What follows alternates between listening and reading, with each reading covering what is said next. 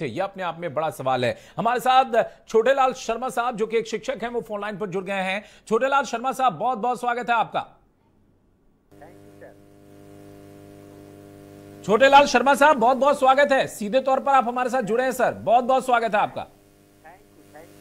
Sir, आपकी आवाज आ रही है हमारे तक। आप ये बताइए कि राज्य सरकार का जो ये आदेश है शिक्षा विभाग का, कि शिक्षक अब ये पता करेंगे कि भाई आपके मोहल्ले में कौन शराब कारोबार कर रहा है, आप सरकार को बताइए, इस पर क्या कहेंगे आप?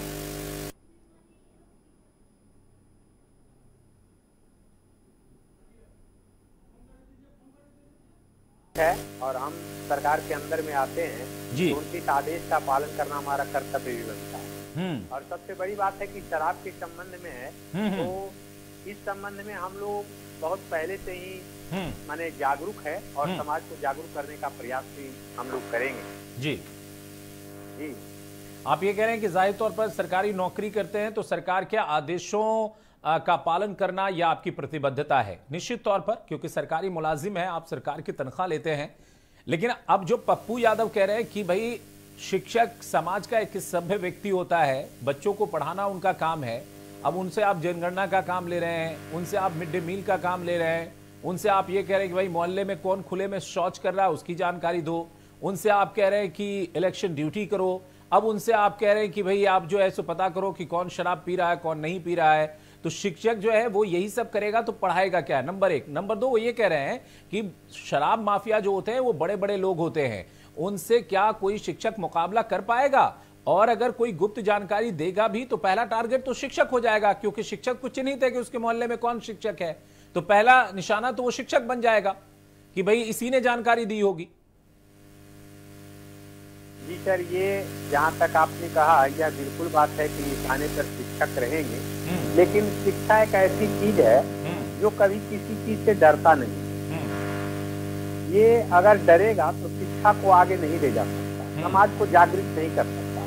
इसलिए या तो पहले से ही अहिंसात्मक रूप से शिक्षा सोसाइटी को बढ़ाने के लिए भरसक संघर्ष करते रहा है, और इस संघर्ष में भी हम तमाम शिक्षकों को भी कहेंगे कि जरूर से जरूर होते जो भी भार मिलता है हम लोगों को, हम लोग उसमें कार्य करने के लिए, चाहे चुनाव का मुद्दा हो या जनगणना का मुद्दा हो, या इसके पहले आपने देखा था शौचालय के माध्यम से स्वच्छ भारत का अभियान चला था, उसमें भी हम लोग आए थे, कुछ परेशानियां झेले थे भी, इसमें भी सरकार ने हम लोगों को ये आदेश दिया है तो हम लोग इसको भी करेंगे। कुछ समस्या आ सकती है, परेशानियां हो सकती है, तो फिर सरकार के दरवाजे पर ये सारी परेशानी आ जाएगी, फिर सरकार इस पर कुछ निर्णय ले सकती है, कर भी सकती है। अब देखिए उनका अमेंडमेंट है, तो वहाँ बहुत बड़े शिक्षाविद भी हैं, सचिव लोग सब बैठे हुए हैं, उन लोगों ने कुछ विशेष रूप से सोचा होगा, तभी इस तरह का कार्यभार हम लोगों को सौंपा होगा। छोटेलाल शर्मा साहब, एक आखिरी सवाल, शिक्षकों का काम पढ़ाना है या फिर आप कह लें कि बच्चों के अंदर सामाजिक रूप से एक डेवलपमेंट हो,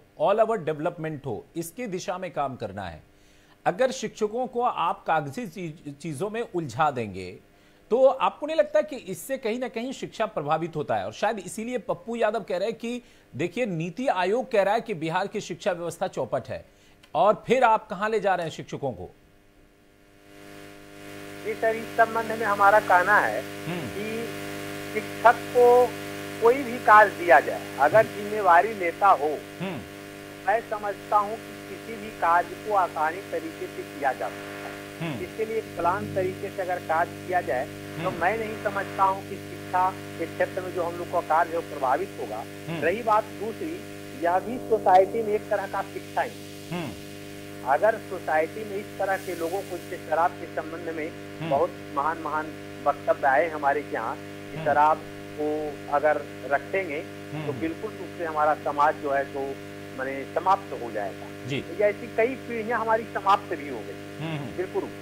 और हमारी जो भारत की खास करके जो प्रकृति और संस्कृति रही है वह शराब को एक्सेप्ट नहीं करता है। हमारा धर्मशास्त्र में जहाँ तक देखते हैं कि गाय के रोम में, जैसे गाय माता में हमारे देखते हैं कि 36 करोड़ देवताओं का वास होता है, बताया गया कि शराब में 72 करोड़ प्रकार के शैतान भी पाए जाए।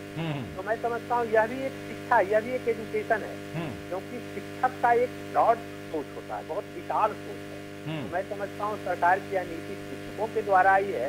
तो शिक्षक एक प्रबुद्ध वर्ग होता है, एक प्रतिष्ठित, एक सम्मानित वर्ग जो होता है, तो जरूर इसकी बातों को सोसाइटी में भी मानेंगे लोग, और हम लोग उनको समझाने का ही प्रयास करेंगे पहले, और जो सरकार का फिर आगे कार्यक्रम है उसमें हम लोग सहयोग करने का कार्य करेंगे।